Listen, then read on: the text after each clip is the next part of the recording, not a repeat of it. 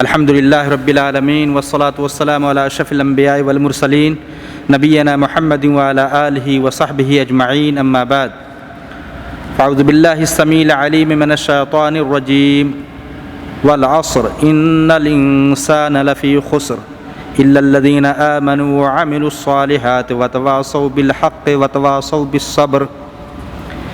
میرے دینی اور اسلامی ساتھیوں،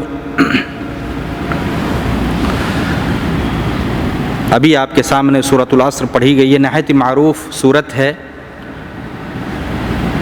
اور اس کے اندر جو باتیں بیان کی گئی ہیں، اگر ان کو عملی جامہ پہنایا جائے تو ہماری زندگی کی کامیابی کے لیے کافی ہے۔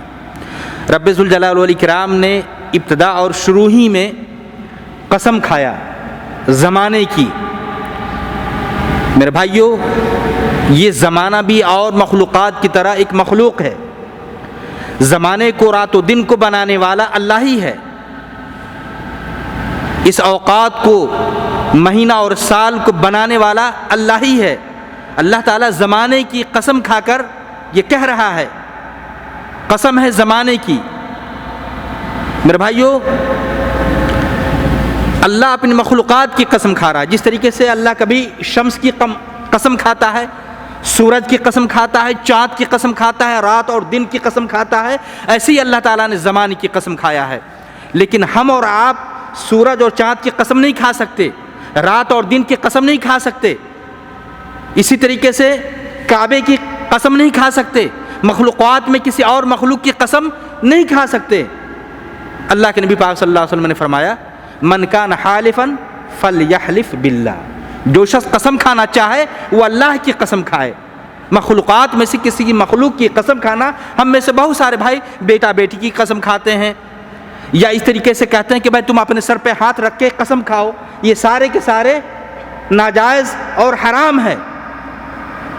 مخلوقات میں سے کسی مخلوق کی قسم کھانا درست نہیں ہے، صحیح نہیں ہے۔ آگے بتایا، سارے کے سارے انسان گھاٹے میں ہے۔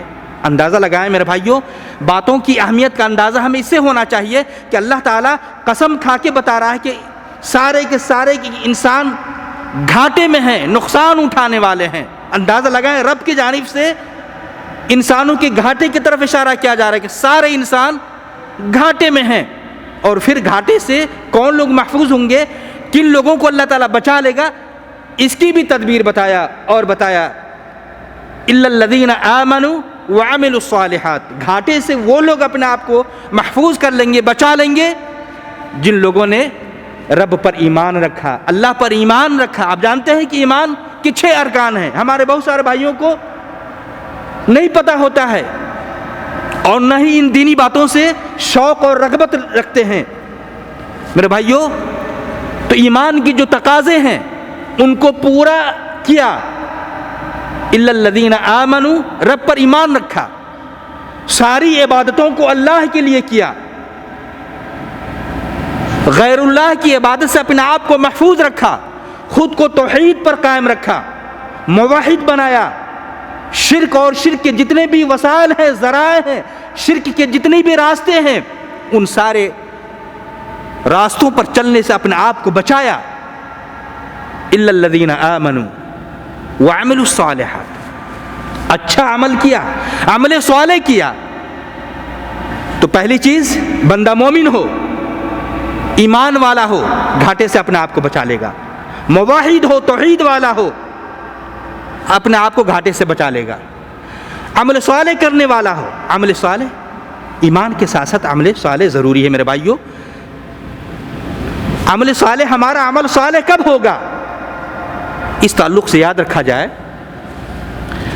کہ ہم عمل، ابھی ہم عشاء کی نماز باجماعت کے لیے جامع کے اندر آئے ہیں۔ نماز ہماری درست اسی وقت ہوگی جب یہ نماز رب کے لیے ہو، اللہ کا حکم مان کر ہو، اللہ کی رضا کے لیے ہم نماز پڑھیں گے، نماز ہماری صحیح ہوگی۔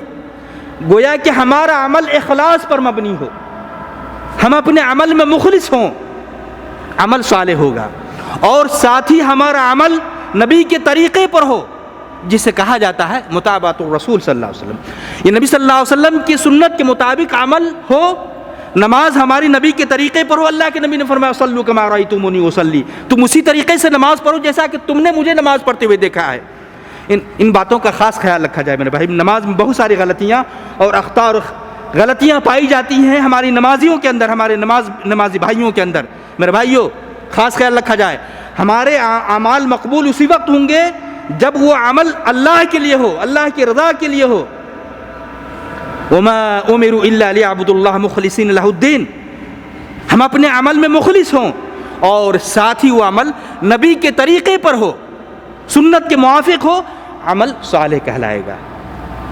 ریاکاری, شہرت, ان ساری چیزوں سے ہم اپنے آپ کو بچا لیں. جیسا کہ اللہ نے فرمایا فَمَن كَانَ يَرْجُو لِقَاءَ رَبِّهِ فَلْيَعْمَلْ عَمَلًا صَالِحًا وَلَا يُشْرِكْ بِعِبَادَةِ رَبِّهِ أَحَدًا.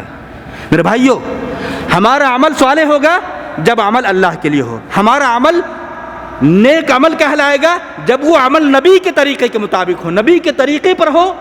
عمل کی قبولیت کے لیے 2 شروط ہیں, اخلاص اور مطابقت رسول صلی اللہ علیہ وسلم. نبی کے طریقے پر عمل ہو, عمل صالح کہلائے گا. تو اگر ہم مومن ہیں, ایمان والے ہیں, گھاٹے سے اپنے آپ کو بچا لیں گے. ہمارا عمل صالح ہے, عمل صالح کر رہے ہیں, تو ہمارا عمل ہم جو ہے اپنے آپ کو گھاٹے سے بچا لیں گے. تیسری چیز یہ ہے, ہم ایک دوسرے کو حق بات کی وصیت کریں. اللہ کے نبی پاک صلی اللہ علیہ وسلم فرمایا من کان یؤمن باللہ والیوم الآخر فلیقل خیرا او لیصمت. اللہ نے فرمایا یا الذین آمنوا اتقوا اللہ وقولوا قولا سدیدا, جب بھی بات کہیں مومنوں ٹھوس اور سچی باتیں کہا کرو. تو ہم صحیح بات اور حق بات ایک دوسرے کو کہا کریں, اور اسی طریقے سے ایک دوسرے کو صبر کی تلقین کرتے رہے. میرے بھائیو, صبر, انسان اطاعت کو بجا لانے میں بھی صبر کرتا ہے, معصیت سے بچنے میں بھی صبر کرتا ہے, اور اس طریقے سے ابتلا اور آزمائش آتی ہے اس پہ بھی انسان صبر کرتا ہے. تو ہم خود بھی صابر بنیں اور ایک دوسرے کو صبر کی تلقین کرتے رہیں. تو یہ 4 اشیاء, 4 چیزیں ہمارے اندر پائی جائیں, انشاءاللہ ہم اپنے آپ کو گھاٹے سے بچا لیں گے. اللہ تعالی ہمیں خسران سے بچائے گا. تو یہ چند باتیں مختصر سورت کے حوالے سے کہی گئی ہیں. اللہ سے دعا ہے کہ اللہ تعالی ہم تمام مسلمان بھائیوں کو جو باتیں کہی گئی ہیں ان پر عمل کرنے کی ہم سب کو توفیق عطا فرمائے. والسلام علیکم ورحمۃ اللہ وبرکاتہ.